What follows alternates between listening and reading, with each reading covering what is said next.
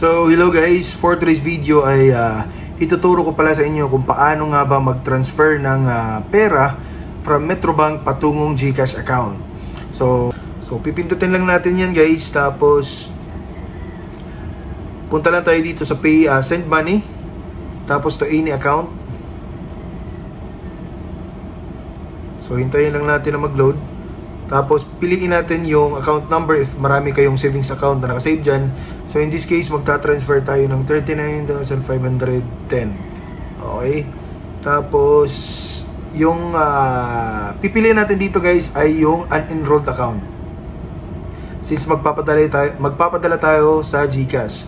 Then dito sa bank, piliin natin yung GCash. Search na lang natin dito guys, no? GCash. Ayan, piliin natin yung GCash number. Tapos, isulat natin yung account number, first name, last name, email address optional. So, lagay lang natin yung account number, guys.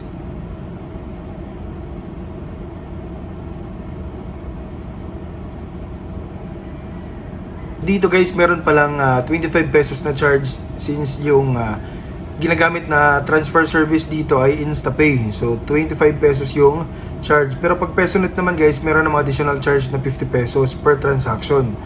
Okay?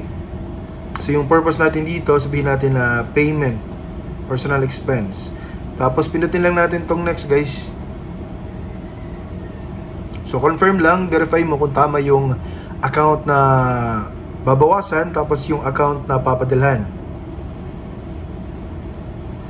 Dahil hindi na po ito reversible guys, no? Kaya maigi na i-double check mo ito. Ayan, magpapadala po ito ng OTP guys for verification purposes. Para just in case kung sino man yung makakuha ng account nyo at ilagin nila, hindi po nila ma-access dahil sa mas pinatibay na security verification.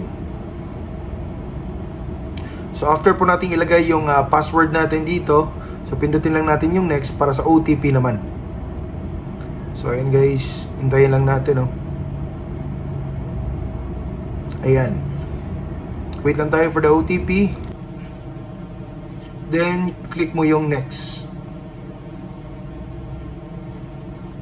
So waiting tayo, no? Processing. Ayan. You will be notified once this transaction is successful.